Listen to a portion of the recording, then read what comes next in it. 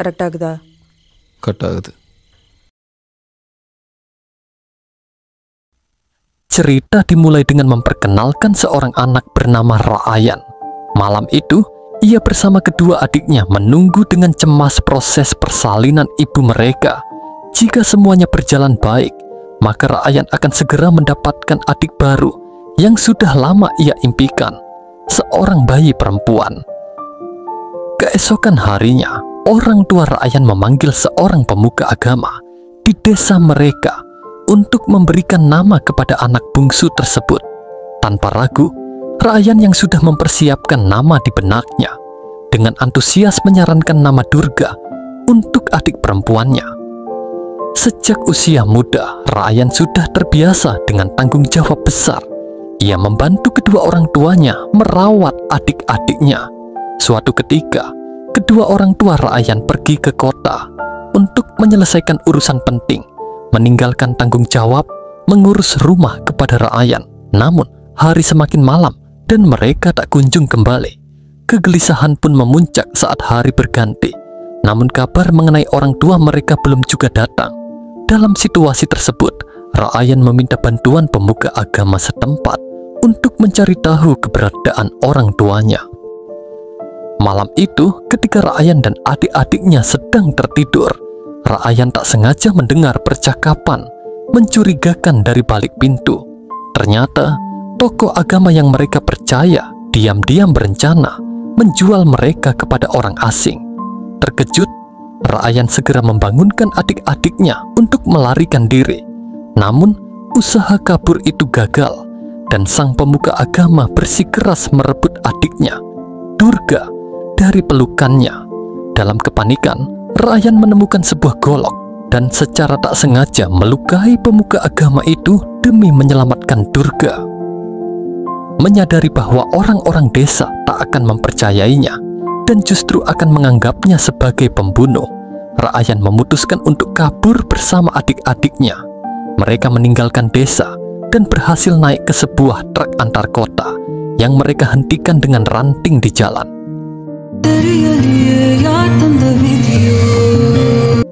Sesampainya di tujuan, Ryan dan adik-adiknya ditemukan dalam kondisi panik oleh seorang pedagang bernama Sekar. Sekar dengan baik hati menenangkan mereka dan mengajak minum di sebuah kedai. Ryan yang tidak tahu harus berbuat apa, memohon kepada Sekar untuk memberinya pekerjaan. Merasa kasihan, Sekar memberinya pekerjaan sebagai tukang angkut barang dari pagi hingga malam, sedangkan adik-adiknya harus menunggu di pinggir jalan hingga kakaknya berhasil mengumpulkan uang. Begitu upahnya diberikan, Ryan meminta Sekar untuk mencarikan tempat berteduh. Karena upahnya tak seberapa untuk makan sehari-hari, Ryan membeli beberapa kue yang hampir basi dari seorang pedagang. Kebetulan, si penjual ini juga menjual susu yang bisa dikonsumsi adik bungsunya. Pada akhirnya, Ryan berhasil menghidupi adik-adiknya dan mulai melanjutkan kehidupan mereka tanpa sosok orang tua. Singkat cerita, 20 tahun kemudian, seorang pengusaha mendatangi Sekar dengan niat membeli toko milik Ryan. Siapa yang menyangka jika Ryan ternyata berhasil menjadi seorang pengusaha makanan cepat saji. Pengusaha ini ingin mengambil alih bisnis tersebut dan bahkan mengeluarkan ancaman. Tak lama kemudian, adik Ryan yang pertama, bernama Mutu, datang dan terlihat kesal begitu tahu warung kakaknya mau diambil paksa. Memiliki kepribadian yang temperamental, tanpa pikir panjang ia menyerang orang di hadapannya. Lucunya, tak lama kemudian, giliran Mutu yang dihajar oleh kekasihnya karena ketahuan selingkuh. Ternyata, adik pertama Ryan ini tidak hanya temperamental, tapi juga suka bermain wanita. Di sisi lain, adik kedua Ryan yang bernama Munci malah sebaliknya. Ia berhasil melanjutkan pendidikan hingga ke bangku kuliah dan bahkan menjadi salah satu kandidat ketua presiden mahasiswa. Namun, karena terlahir dari keluarga miskin, Munci sering harus melawan orang-orang yang ingin merudupkan mimpinya. Kita kembali ke Ryan yang setiap malam sibuk menjual makanan cepat saji. Begitu pulang dari kuliah, Munci juga membantu kakaknya berjualan.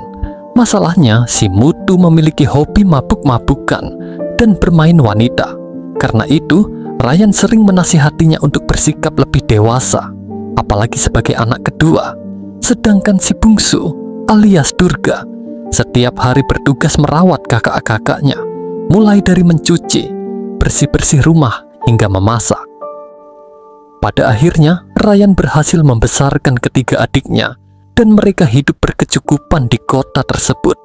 Keesokan harinya, Paman Sekar mendatangi Ryan dan bercerita tentang kejadian kemarin, di mana Mutu telah memukul seorang pengusaha karena mencoba menawar kedai mereka. Akibatnya, pagi itu Mutu diminta untuk menghadap seorang penguasa wilayah bernama Durai. Sesampainya di sana, terlihat bos Durai sedang rapat dengan saingan bisnisnya yang bernama Setu. Kota tersebut sebenarnya dikuasai oleh mereka berdua, lebih tepatnya oleh Durai dan ayah Setu. Namun, 4 tahun lalu, Durai berhasil membunuh ayah Setu, dan kini Setu naik sebagai penerusnya. Sejak kejadian itu, mereka berdua memutuskan untuk berdamai dan tidak mengganggu wilayah kekuasaan masing-masing. Ternyata, Ryan menghadap Durai untuk meminta pertolongan. Jika pengusaha kemarin kembali datang dan berbuat onar, Durai akan melindungi mereka. Namun Durai memperingatkan agar Ryan tidak membuat masalah, terutama karena Mutu terkenal suka mabuk. Anehnya, Durai terlihat segan terhadap Ryan. Bahkan ketika salah satu anak buahnya tak sengaja menabraknya di jalan, Durai langsung memperingatkan mereka semua untuk berhati-hati karena Ryan bukan orang sembarangan. Belum selesai satu masalah, masalah lain muncul. Begitu sampai rumah, Durga mengatakan bahwa Mutu dilaporkan ke polisi oleh pengusaha kaya kemarin karena kasus pemukulan. Akibatnya, Mutu terancam pidana 7 tahun penjara. Dia hanya bisa bebas jika korban mencabut laporannya. Maka dari itu, Ryan diminta untuk mendiskusikan permasalahan ini dengan pengusaha tersebut. Tanpa basa-basi, Ryan mendatangi rumah sakit tempat pengusaha itu dirawat. Awalnya, Ryan terlihat seperti orang tak berdaya yang memohon agar adiknya dibebaskan.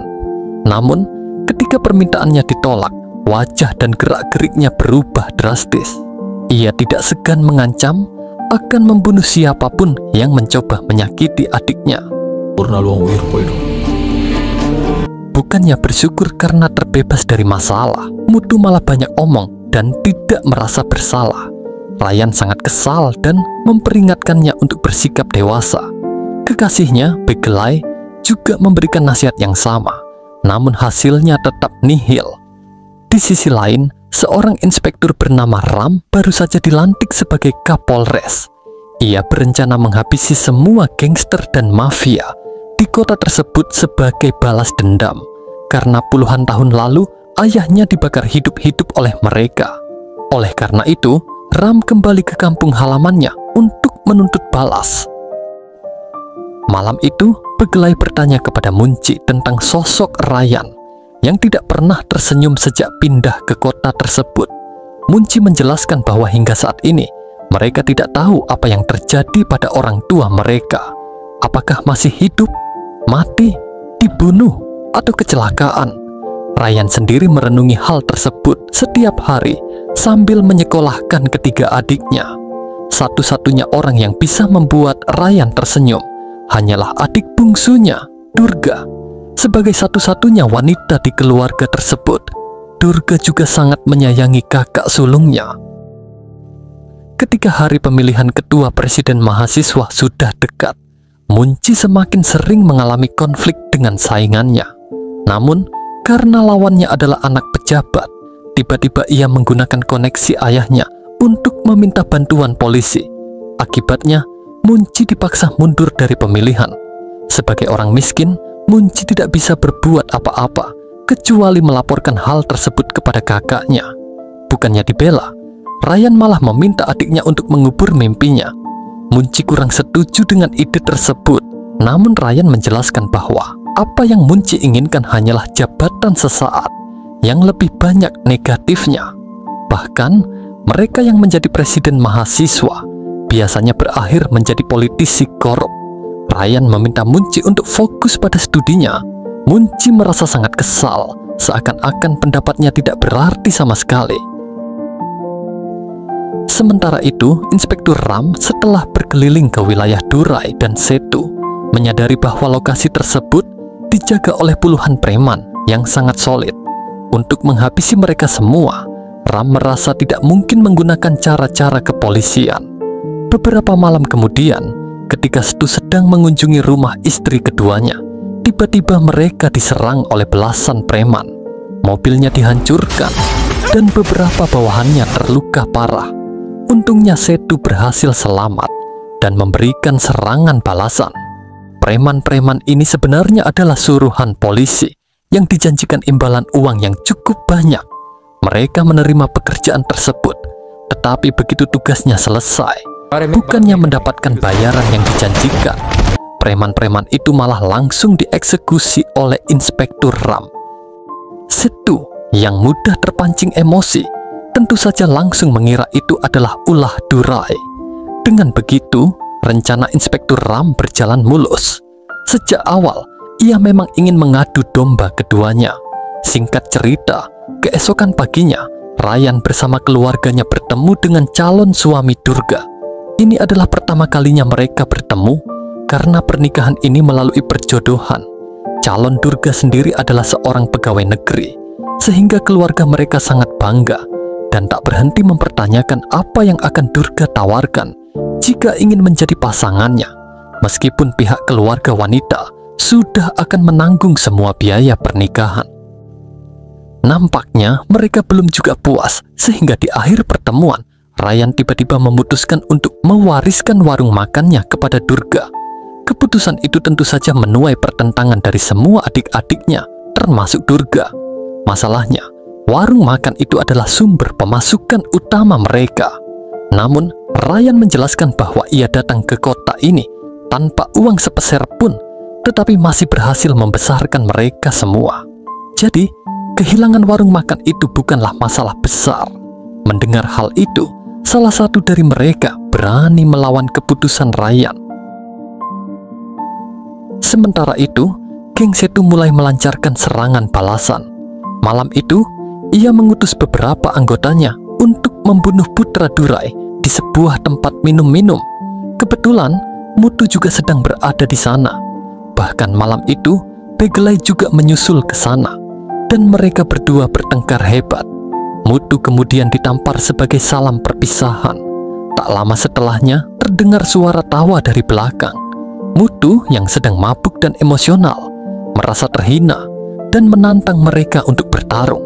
Namun, yang tidak ia sadari adalah orang itu adalah putra Durai.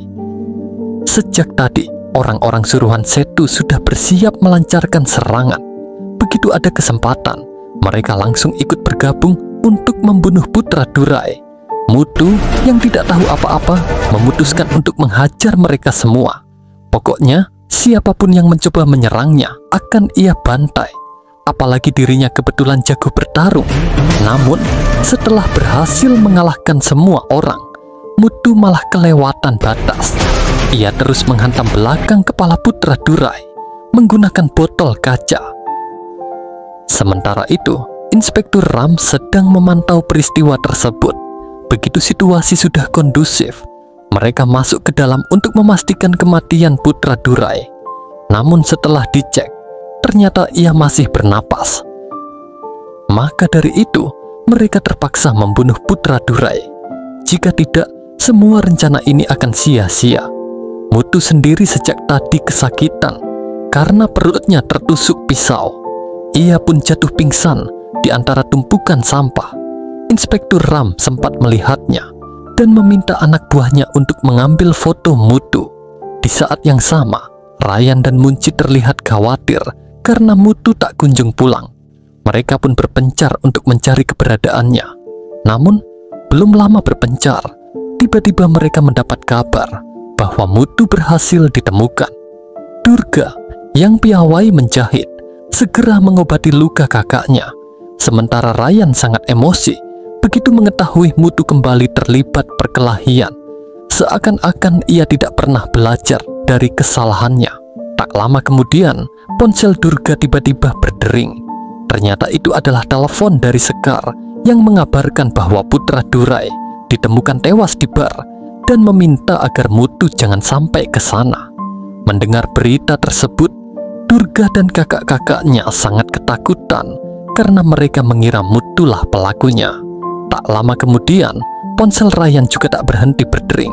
Ia sudah bisa menebak itu panggilan dari siapa.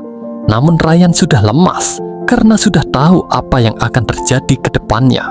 Telepon itu ternyata dari Durai. Tanpa basa-basi, Durai meminta nyawa dibayar nyawa, sehingga Ryan diminta menyerahkan Mutu secepatnya. Jika tidak, besok pagi ia akan mendatangi kediaman mereka dan membantai semua yang berada di dalamnya. Durai sendiri mencoba merahasiakan siapa pelaku pembunuhan putranya karena masih segan dengan Ryan. Namun, malam itu, saat kota mengalami pemadaman listrik, tiba-tiba terdengar suara keributan. Durai meminta anggotanya untuk mengecek keluar apa sebenarnya yang sedang terjadi. Namun, mereka yang diutus tak kunjung kembali. Dan ternyata itu adalah ulah Ryan dan saudara-saudaranya. Durai hanya bisa terdiam melihat Ryan membantai semua anggotanya. Baru kali ini ada orang yang mampu melakukan hal demikian. Setelah semua anggotanya dikalahkan, Durai meminta agar mereka mengampuni nyawanya, mengingat ia telah membantu mereka hidup di kota tersebut. Namun, Ryan meragukan bahwa Durai akan mengusik mereka jika dibiarkan hidup, sehingga mereka terpaksa mengakhiri geng Durai hingga ke akar-akarnya. Begitu sampai rumah, Ryan terlihat sangat marah kepada Mutu, bahkan mengatakan tak segan untuk membunuhnya jika mereka tidak sedarah. Maklum saja karena selama ini Ryan sudah berkorban segalanya demi adik-adiknya. Singkat cerita, keesokan paginya, orang-orang dibuat heboh oleh kematian Durai. Tetapi tak ada satupun dari mereka yang menyangka kalau itu adalah ulah Ryan dan saudara-saudaranya. Setu sendiri kaget, bukan main begitu tahu Durai telah tewas. Yang menjadi pertanyaan adalah siapa pelakunya. Karena semua anggotanya ditemukan tewas di tempat yang berbeda. Ia pun memerintahkan anggotanya untuk segera mencari tahu hal tersebut. Sementara itu, Ryan dan adik-adiknya sibuk menyiapkan pernikahan Durga. Namun, mereka kekurangan uang untuk acara tersebut. Dengan santainya Mutu bilang, "Ngapain cari duit? Kan kita sudah bunuh Durai, tinggal ambil alih aja bisnis-bisnisnya." Mendengar kata-kata tersebut, sontak membuat Ryan naik pitam. Bagaimana bisa seseorang begitu tenang setelah membunuh puluhan orang? Mutu benar-benar tidak merasa bersalah dengan dosanya. Ternyata ada satu orang lagi yang tahu persis siapa yang membunuh putra Durai, dan orang itu adalah pemilik kedai minuman tersebut. Ia menyaksikan semua pertarungan kemarin dan memperingatkan Mutu untuk berhati-hati. Begitu mengetahui hal tersebut, Ryan mendatanginya dan mengancam akan membunuhnya jika rahasia itu bocor ke orang lain. Di sisi lain, karena Setu dan anggotanya tak kunjung berhasil mengetahui siapa yang membunuh Durai, ia memutuskan untuk langsung mengambil alih wilayah kekuasaannya. Sedangkan Inspektur Ram juga mulai memerintahkan anak buahnya untuk menyelidiki kasus pembunuhan Durai. Beberapa hari kemudian, saat Setu sedang bersantai di pelabuhan, tiba-tiba ia didatangi oleh seseorang yang mengaku mengetahui siapa orang yang telah membunuh Durai. Alhasil, malam itu, saat Ryan sedang asik berjualan, tiba-tiba ia ditelepon oleh Setu dan diminta untuk datang ke kediamannya besok pagi. Tanpa basa-basi, Ryan pun menyetujui permintaan tersebut. Namun, sesampainya di sana, Ryan berpura-pura seperti orang bodoh yang tidak tahu apa-apa. Bahkan mencoba mengatakan bagaimana bisa penjual nasi goreng membunuh seorang bos gangster. Walaupun Ryan sudah ngotot untuk menutupi tindakannya, Setu tetap kekeh untuk merekrutnya menjadi bagian dari keluarga besar para gangster. Hingga akhirnya, karena tawaran Setu terus ditolak, tiba-tiba ia naik pitam dan mulai mengeluarkan ancaman. Namun, Setu lupa bahwa orang yang dia ancam adalah pembunuh Durai. Maka, begitu Ryan menunjukkan sedikit taringnya, nyali Setu langsung padam. Sebenarnya Ryan ingin kabur dari kota karena sudah tidak aman lagi. Namun Durga akan menikah bulan depan, dan itulah impiannya. Ia ingin melihat adik bungsunya menikah dan memiliki keluarganya sendiri. Meskipun itu berarti harus menguras semua harta yang mereka miliki. Bahkan Ryan tak ragu untuk mengambil pinjaman dari rentenir ilegal agar pernikahan tersebut bisa dirayakan dengan layak. Namun, diam-diam anak buah Setu terus mengikutinya kemana saja. Suatu malam, ketika Ryan baru saja mengambil uang dari pegadaian, mereka mencoba mencegatnya di tengah jalan. Namun, yang terjadi malah adalah bahwa orang kepercayaan Setu bernama Guru sangat bingung ketika mengetahui anggotanya bisa dihabisi dalam waktu yang sangat singkat. Tadinya mereka ingin membunuh Ryan dengan serangan dadakan, tetapi ternyata tak berhasil. Akhirnya, mereka mencoba langsung menyergapnya dari berbagai arah. Guru pun segera melaporkan kejadian ini kepada Setu. Setelah melihat kemampuan Ryan, Setu merasa bahwa Ryan adalah monster berwujud manusia. Bagaimana Setu akan menghadapi ancaman Ryan yang kian menegangkan? Apakah Ryan akan berhasil bertahan dan melanjutkan misinya? Temukan jawabannya di part kedua alur cerita film ini.